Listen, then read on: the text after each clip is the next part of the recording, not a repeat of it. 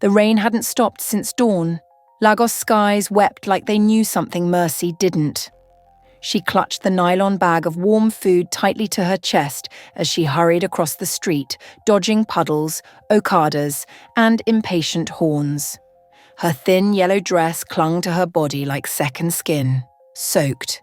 The supermarket was already buzzing when she reached it. Its faded signage flickered overhead, and the usual cluster of customers loitered at the entrance. She paused for a second, took a breath, and pushed open the glass door. The first thing that met her wasn't the warmth of shelter. It was a resounding slap across her left cheek. "What kind of foolish, useless girl are you?" Aunt Juliet's voice thundered through the shop. "Is this the time to bring breakfast? What were you doing? Bathing in the rain?" The nylon bag tore from her hand. The food flask scattered across the floor. One bottled water smashed against the pavement. "I told you to bring food by 8. Do you think we all live in the village like you?" Auntie Juliet's nostrils flared. Her big arms swung again, but Princess grabbed her wrist. Princess, Auntie Juliet's daughter, who was standing beside the cash counter, wore a white crop top and tight jeans. Her red lipstick was smeared. Her long braids fell over her shoulders like ropes. She eyed Mercy from head to toe. "You look like what the rain spat out. I wonder if you even have a mirror in that gutter village you crawled out from." Mercy bent down quietly, picking up the scattered food. "I'm sorry," she said, her eyes burning. "You're always sorry," Princess screamed. "You think sorry will clean this place? Do you know how to say sorry with sense? Bush girl, always smelling of wet slippers." She turned to her mother. "Mummy, this girl is so annoying. I think she needs to be taught a big lesson," she said, rolling her eyes in disgust. Auntie Juliet's voice dropped to a dangerous calm. "Since you like to be slow, go and sit in that muddy water in front of the shop." Mercy froze. Juliet pointed with a thick finger. "There, that pool outside the gutter. Sit inside it, until you learn to be useful." Princess laughed, pulling out her phone already recording. "Sit down, Wello. Let the world see what punctuality means in your village." Please, Mercy whispered. "If you don't, you'll sleep outside today again. And trust me, I'll lock the gate," Auntie Juliet hissed. Mercy opened the door and walked back into the rain. The muddy pool sat quietly in front of the shop, brown and thick from the overflow of water from the blocked drain. She stared at it for a long moment. Then she sat. The cold mud soaked through her thin yellow dress. She wrapped her arms around herself and lowered her head. The rain mixed with her tears. The street was quiet. A few passers-by gave her strange looks, but no one stopped. From across the road, through the foggy glass of a parked black SUV, someone was watching. An old man in a navy blue suit leaned forward, eyes narrowing at the girl in the mud. He whispered something to his driver. The car didn't move. Inside the pool of muddy water, Mercy shivered. She remembered her grandmother's soft voice back in the village. "Mercy, always keep your head up, even when people look down on you." She had no one now. Only pain. Suddenly the shop door opened again. "Enough!" Auntie Juliet shouted from the door. "You can go back home now, wash my clothes, and don't touch the gas. I'll deal with you if I find out you've eaten anything." Mercy stood up slowly, the mud clinging to her skin. She didn't speak. She didn't look back. She just walked. She didn't notice the black car quietly trailing her from a distance. After several turns, she reached the junction leading to their house. Just as she was about to cross the road, the sleek vehicle pulled up beside her. She paused. The glass rolled down and a warm voice called her name. She stepped back in confusion. "Sorry, sir. Do I know you?" The man stepped out of the car. His face was kind, his suit clean and pressed, despite the humidity. He moved slowly, like someone unsure how to proceed. "I've been looking for you," he said, smiling. "For 3 years." Mercy froze. "Me?" "Yes. Your name is Mercy Thompson, isn't it?" She nodded slowly, clutching her bag to her chest. "I was your father's friend." Her brows furrowed. My father died when I was a baby. I know. And I was there. He and I were colleagues, civil servants together. He was more than a friend to me. He was my brother. Mercy didn't move. Her eyes searched his face. I made him a promise, Mercy, on his deathbed, that I would look after you, that I would protect what belonged to you. Her breath caught in her throat. What do you mean? Get in. I'll explain everything. Fear crept into her eyes. I don't know you. He raised his hand gently. That's fair. I understand. But before you say no, here. He reached into his inner pocket and pulled out an old, folded photograph. He handed it to her. Her hands trembled as she opened it. It was her father. And beside him, this same man, younger, beaming, holding two babies. One of them was her knees nearly buckled. The man smiled kindly. My name is Mr. Oho. She stared at the photo. Her heartbeat was loud in her ears. She hadn't seen her father's face in so long, not since her grandmother passed. Tears welled in her eyes. Slowly, she nodded. He opened the passenger door for her. The drive was quiet. Mercy gripped her bag, her dress still damp, heart thudding. Mr. Oho explained gently how he and her father had invested in their children's futures together. How her father had purchased 6 plots of land in Victoria Island when it was still swampland. How he had opened an account for her and bought shares in multiple companies. How he never told his sister Juliet about any of it. You were meant to inherit it all on your 20th birthday, he said. You're 23 now. I've spent the last 3 years searching for you. Mercy stared at him, lips parted in disbelief.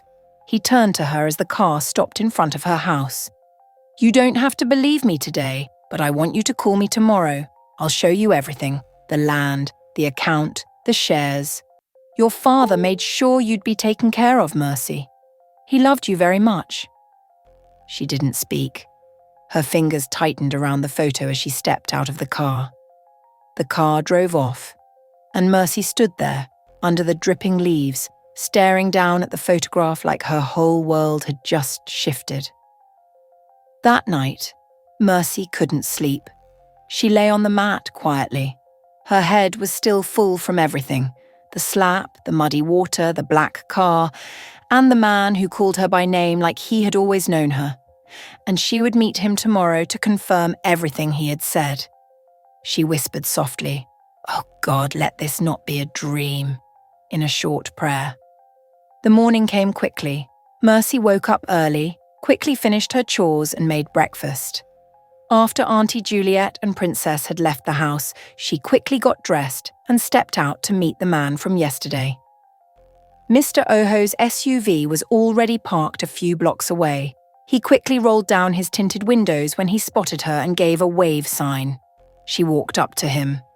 "Come," he said gently. Inside his black SUV, the ride was mostly quiet. Mercy watched through the window as the city slowly transformed. From the rusted zinc roofs and narrow potholed roads of Ajagunle to the clean, freshly tarred expressway leading into Victoria Island. She had never gone this far. Never crossed the long blue bridge with its tall streetlights and waters beneath. Her eyes widened at the sights: rows of banks, glass offices, clean pavements. "All this is Lagos?" she asked, barely above a whisper. Mr. Oho chuckled softly. "Same Lagos. Just 2 sides of it." They turned into a quieter road off the main island. It was less developed, a stretch of dry land fenced on both sides with makeshift zinc barriers and wooden poles. The SUV slowed down beside a vast open field. Mr. Oho turned off the engine. "We're here." Mercy blinked, unsure. She stepped out slowly. The sun was high now, warming her skin. Tall grasses danced with the wind. Empty open land stretched wide ahead, quiet and untouched. "This?" she asked softly. "This is it?" Mr. Oho nodded and stepped beside her. 6 plots, he said. "Your father bought them in 2002 when this place was still called Maracor. It was all swampy back then. People laughed at him for wasting money here. Your father also had another 6 plots of land in Lekki, multiple stocks, shares, a fixed account, even a university scholarship trust in your name. He left everything in a secure file with my name as executor. The only condition, to release it when you turn 20 years old. You're not just rich, you're the heir to assets currently valued at over N1.2 billion. Everything is legally yours. I kept my promise to your father. I've watched over those accounts for over 22 years. Silence. The world around her suddenly felt muffled, distant. Mercy froze, her mouth opened, but no words came out, only air. Then, "What?" Her voice was a whisper, shaky, like a child trying to believe in a miracle. "I don't," she stammered, her voice cracking. "I don't understand. You mean me? Me?" Tears rushed to her eyes again, but this time not from pain. No, it's not possible," she said, shaking her head, her voice rising. Mr. Oho." She collapsed to the ground, clutching her chest. The beat of her heart felt too loud, too fast. Mr. Oho gave her a small smile, eyes glistening. "Your father planned this. He knew who he was leaving behind, and he made me promise that no matter what happened, I would protect your future until you turned 20. Mercy's hands covered her face, and then, bursting into tears, she curled forward, shoulders shaking violently. For the first time in her life, someone saw her as valuable, not as a burden, not as a housegirl, not as an orphan, but as someone. Mr. Oho gently reached across and placed her father's picture in her lap. She lifted her face, her eyes locked on the image, her father's kind smile captured in black and white. "Daddy," she whispered. Her lips trembled as she brushed the photo with her fingertips. A million memories she never got to make with him came crashing into her heart. "I thought no one remembered me," she said through her tears. "I thought I was just a mistake, forgotten." Mr. Oho gently pressed a hand to her back. "You were never forgotten, Mercy. You were hidden, for a time, for your own good. But now it's time to rise." Mercy stood up slowly, still crying. She placed the papers carefully on her lap as if they were sacred.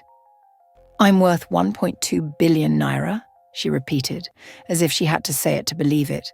"Yes, my dear," Mr. Oho said firmly. "You are." A long silence hung between them. Then she smiled, through tears, through pain, through disbelief. It was the smile of someone who had suffered too long and was finally breathing. Not just air, but hope. Later that afternoon, Mr. Oho took Mercy to his mansion. Soft light streamed in through the wide windows, falling across the mahogany center table where a stack of brown and white folders lay. Neatly arranged, bound, labeled in black ink, certificate of occupancy, investment portfolio, Cadbury, Coca-Cola, Guinness. Access Bank, fixed deposit account, N204s and 1,000 earn. Land deeds, Victoria Island, 6 plots. Lekki, Phase 1, 6 plots. Mr. Oho sat across from Mercy, eyes kind but steady. His fingers lingered over the topmost folder before sliding the entire pile gently toward her. "They're all yours," he said softly. "Every single thing your father left behind." Mercy's hands hesitated in mid-air. She looked down at the documents like they might vanish if she touched them too fast. Her throat tightened again. Her heartbeat was a distant drum. She finally picked up the top document. Her name was there. Mercy Thompson. Bold, official, real. One by one, she flipped through them, shaking hands, trembling lips, the weight of legacy, of love, of a father who planned decades ahead. Tears blurred the text. "I don't know what to say," she murmured. I don't deserve this." Mr. Oho leaned forward gently. "You do, my daughter. You always have. You were just left in the wrong hands after your parents passed. But God never forgot you." Mercy lowered the paper. Her eyes met his. "Please, can you hold them for me?" she whispered. Mr. Oho blinked. "What?" Mercy sat up straighter, the weight of 1,000 thoughts passing behind her eyes. "Please, don't be offended. I want to go back home without the documents because of my Auntie Juliet. She might do something bad if she finds them." Please, sir, just a few more weeks. Let me think. Let me breathe. Mr. Oho frowned gently. Mercy, you don't have to return there. You don't owe them anything. I know, she said quietly. I don't want to run away with what I've found. I want to walk away, with my head held high. Not as a house girl, not as an orphan, but as the woman my father raised me to be, even if I didn't know him. A long silence. Then Mr. Oho nodded slowly, deeply moved. You're braver than I thought. I just need you to keep these safe, please, I promise. I'll come back soon. She reached for his hand. Don't let anyone know, not yet. Mr. Oho held her hand gently. I swear it, Mercy. She stood, her body still worn from the long day, but her spirit now carried something new. Dignity. The ride back to her auntie's house was quiet. Mercy stared out the window, watching the city go by. The same streets, the same Danfo buses, the same Lagos noise. But everything looked different now. She was different now. Mr. Oho parked a few houses away just as Mercy requested. She stepped out quietly. Thank you, she said. If you need anything at all, you call me. Mr. Oho reminded her. You're not alone anymore, Mercy, never again. She nodded, tears stinging her eyes, and then she walked away. The old ceiling fan groaned above Auntie Juliet's bed as she paced barefoot in a loose wrapper, phone pressed to her ear, her face twisted in frustration. She hissed into the phone that the landlord was a bastard and wanted to sell the entire building, both the flat and the shop, just like that. Her voice cracked with worry as she asked, Where do you want me to carry my children and things to? In the corner, Mercy knelt beside a basket of clothes. She pretended to fold them, but her hands had stopped moving the moment Juliet's conversation began. Each word rang in her ears like burning metal. The house, the shop, being sold. Juliet kept pleading into the phone. She asked the person on the other end, Chuka perhaps, to help her speak with the landlord's lawyer, to beg for at least 3 more months. Just 3 months, she said desperately. When the call ended, Juliet slammed the bathroom door and turned on the tap. Water rushed. Silence fell. Mercy stayed frozen. Then, with her heartbeat thudding in her chest, she rose quietly and stepped into the corridor.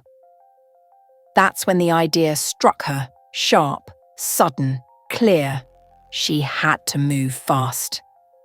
Later that day, when no one else was around, Mercy used the small handset Mr. Oho had given her. She dialed him and waited. She told him everything in a hushed voice, that they were selling the house and the shop, that Juliet didn't yet know who the buyer would be, but she had overheard the entire conversation. Mr. Oho listened carefully, then asked if she knew who currently owned the building. Mercy explained what she had gathered, that the landlord was selling everything but Juliet had begged for time. Then she said what she had been holding in her chest, like fire. She wanted to buy it. Mr. Oho blinked slowly on the other end of the call, surprised. He asked if she was sure. She told him she had never been more sure of anything in her life. She wanted to own the building, but she didn't want Juliet to know. Not yet. He asked gently if she planned to let Juliet continue living there. Mercy's voice shook as she answered. Yes, let her stay. Let her pay rent, like she had forced Mercy to suffer all these years. Let her see how life turned tables without warning. But this wasn't revenge, it was about dignity.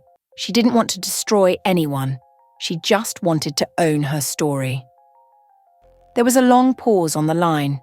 Then Mr. Oho said he would call his lawyer. The purchase could be done quietly, legally. The documents would be in Mercy's name, but masked under a trustee account.